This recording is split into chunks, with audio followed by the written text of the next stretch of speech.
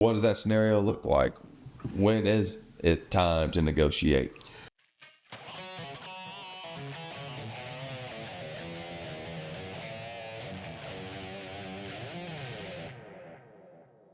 Hey everybody, welcome to ProfitDig Live. We're glad you're here with us today. Hell yes. I'm glad to be here with Chris Work, Jeff Spencer. Hey guys. I'm Jeff Givens, and behind the camera we've got Jerry Work. What's up, Jared? So big What's up? Yeah. Well, I forgot to plug in my producer mic. It's all right. Yeah, that's all right. producer. Well, I think the light bulb is using it. That's right. Yeah, we got a bunch of lights going on in here right now. I'm kind of. It looks like the light bulb's Yeah. talking to the microphone. Yeah. Well, cool. Hey, yeah, we're glad you're here with us. We were thinking we might talk a little bit about negotiation tactics for your proposal. Yeah, I think you do a little bit of this, Jeff Spencer. we do. Yeah, Well, we've talked about it before. yeah. Yeah. I mean, it's it's that fine line. Obviously, relationship. I guess is number one. I mean, if this is the first time you are bidding to this GC or whatnot, I don't know how much leverage you may have, or Well, maybe it's just your personality.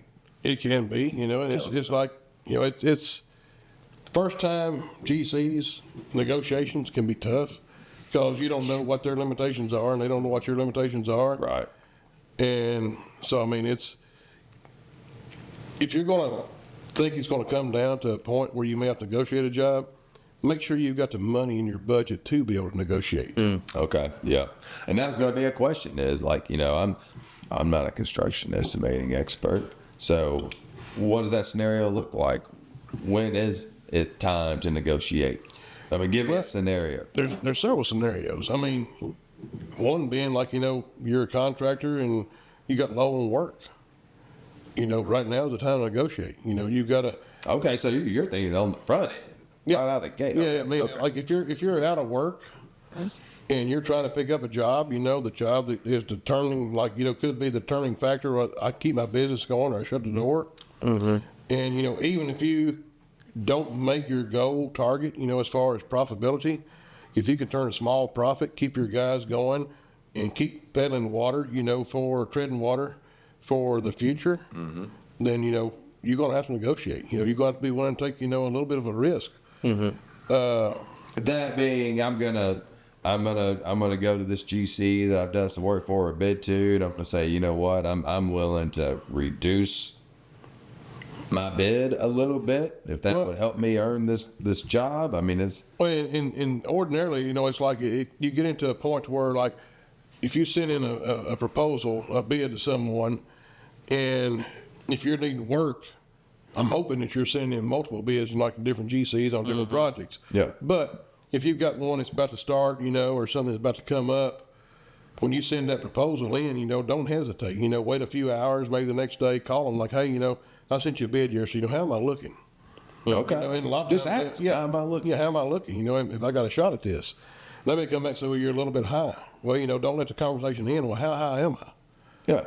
And Will they tell you? sometimes they will. Sometimes they will. They may not give you a dollar amount. They may give you a percentage. Yeah. Sure. And But this GC is also thinking, well, hell, here's an opportunity for me to make a little more money on this job. possibly, but at this time, they don't know you're willing to negotiate. You're just checking to see. Okay. Yeah, you're just checking. Yes. Yeah, you're just checking to see how you're looking. Gotcha.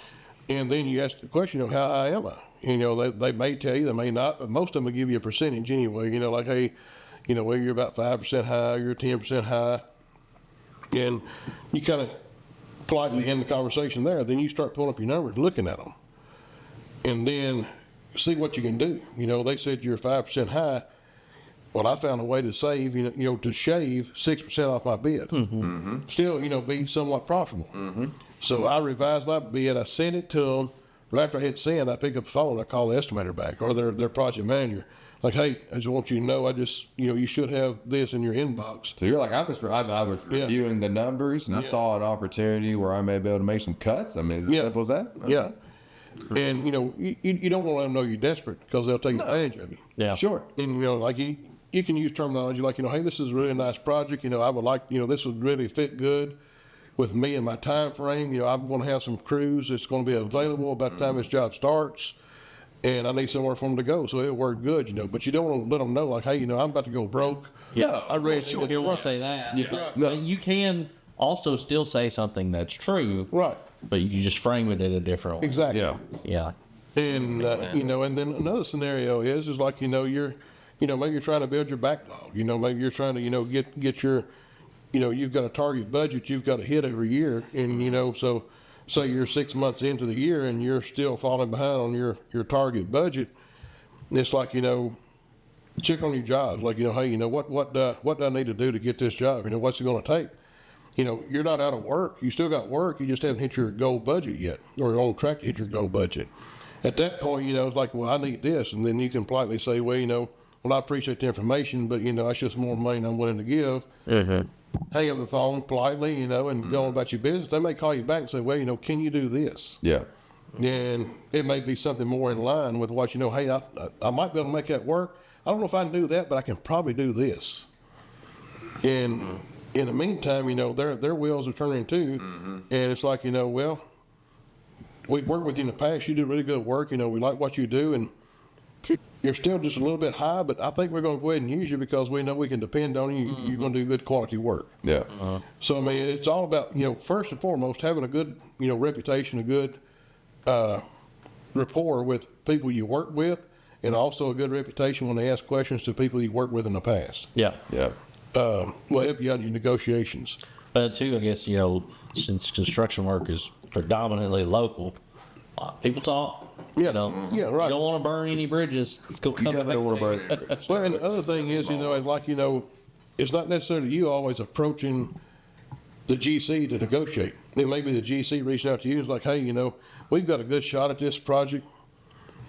I'm reaching out to all my subs. We are X amount of dollars or X amount of percent over the owner's budget. Can you help us try to get in our budget? At that point there, if you've got a relationship with this GC, sure, you want to help them out. And that's what I said, earlier, you want to make sure you got the money in your budget to negotiate. So, I always will add as we said earlier, a CYA factor, into my budget. And generally that's what I work off of, as far as negotiation. That's just extra money I threw in a job. In case something comes up, I'll go in there and look at that, how much can I give back? Am I going to give it all? No, I'm not going to give it all. Sure. I'm not going to give them some of it. Yeah. And say, hey, I've looked over my numbers, I've tightened it down, I sped up my production, I can give you this much back if it'll help you. Well, in the grand scheme of things, as a GC, one sub's not going to help them that much. But if you've got 10 subs on that job, accumulatively, I can't say it, but anyway, if all of you can come together and give, a certain percentage, then they got a good shot at it, because they're going to give some too. They're going to shave their percents and everything else to help win that job. So it's not necessarily, you're always being desperate and you're reaching out to the GC. There's going to come times GC is going to reach out to you. Yeah. And like, hey, we got a good shot at this. Can you help me? Yeah. And you need to be willing to be able to give something back to help them, because in the future they're going to look at you like, well, they're not going to give us anything, so we're just going to push him to the side. And I assume that when that GC makes that call or shoots those emails out, he's probably hitting up the guys he, one, has rapport with, or two, the guys who are well known Right. locally first, Yes. before the newer guy. Yeah. Well, I think too, anytime that you've got a relationship built with someone and you've got a history of reciprocity, like I scratch Scratch your your back, back, yeah. scratch my back, yeah. right? Like there's some history there where both sides have trust and confidence in one another. Yes. I think there's a real chance there that if you did have to negotiate, they're going to just trust Yes. that situation more so than if you've never had a relationship Exactly. with GC and you say, well, actually I need this, or they're saying that to you. It's not necessarily the best first impression. So you might be a little guarded on that, or vice versa. They might be guarded against what you're saying, but you have to do what you got to do. Yeah. But if you are constantly working with the same GC at each job, they're negotiating a little bit differently, or the same thing every time. And then there's no difference between it. Like that full red flag for you, Red right? flag, sure, yeah. Yeah, that's kind of like we was talking about on the forefront. It's like there's different scenarios, to that, and one of them being like a GC you never worked with before, you know, you're not going to be as eager to help them as much because you don't know them. You know, you got to be able to see how they're going to treat you first. So, you know, you're not going to give them everything. The other thing is, like, you know, is those invoices get Right, paid. It's pretty right. damn important. Yeah. and the other thing is like out of desperation, you know, is, you know, like we said, you know, earlier, as well as like that, is this a desperation situation? You never want your GC to know you're in desperation. So, Right. you know, you got to be real cautious about how you approach it. Yeah. And there again, this may be the job that's going to keep you on the map, but if you're going out, go out the best way you can. Don't go out on a project you want to lose money off of Yeah. right off the bat. You know, Yeah. make Or the situation even worse, mid project, Right, yeah. because then you're you know blackballed. I guess that's it. Yeah. And then, you know, you're in breach of contract. Well, and that, but I'm saying there's no crawling back or clawing back from that. You know. Exactly. Who the hell is going to hire you? So yeah, I mean, there is an art to negotiating, and you know, there's an art to each situation. So it varies in everything that you do. You know, as far as what situation you're currently in, and who you may be negotiating with. Now, what about? So we talked kind of about, you know, negotiating, you know, based on your relationship and the history there. Is there any type of negotiation tactics that you can use when you're composing your bid that you send over? Is there any negotiation built into that bid off the bat, or are you just taking it as a straightforward approach? These are my numbers, and I'm gonna send it. Or do you leave some room for negotiation? I generally leave some room in there, like I said a while ago. You know, He's got the citywide. No, yeah, okay. Yeah. So yeah, I mean, and I don't mean necessarily from a budgetary perspective. I mean more like in the wording that you use. No, No. we never let them know up front. You know that, hey, there's possible negotiation here. Yeah. But and one thing we hadn't touched on either, even though you're a sub, you may not have no subs under you, but you do have material suppliers. And you know, you got to have a good relationship with your material suppliers. At that point, you know, you start reaching out to them, like, you know, hey, if y'all want this project, you know, I need a little help. Yeah. The GC's reached out to me. He needs some help. I want to try to give him something back, but you know, if you can help me, so you know, you can also get a little extra money out of your material suppliers, either to help in negotiation or to help cover some of the costs that you have negotiated to get back a little bit of your profit. Yeah. I like it. Well, good stuff, fellas. As always, You know, you know, I always just walk away from these gatherings so enlightened. Right. I've learned so much. I'm about to run my ass back to my computer and get on ProfitDig.com, create a bid, and get that shit out. Well, you go back there, and I'll call you back in here for your laptop. No. That's right. I did.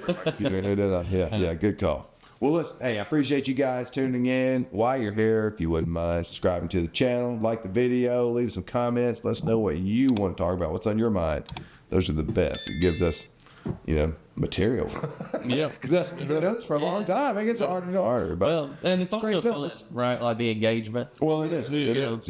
Yeah. Yeah, those are some of my favorite things. You know, it's like whenever the audience show gets involved and asks questions, you know, I'd rather answer those than had to come up with content. And plus, I like some of the mean comments too, because boy, they get Jerry fired up. Oh, yeah, they do. They do. It's fun stuff. It's fun stuff. But, you know, hey, even after this great discussion, I mean, look, you can create as many bids and award as many jobs as you want, but if you're not effectively tracking the job cost, that's kind of a moot point, I guess. You know, you never know what, man. You don't know what you're making. Check us out, man. ProfitDig.com, we're the world's easiest to use construction bidding and costing solution. We'll see you there. See you guys.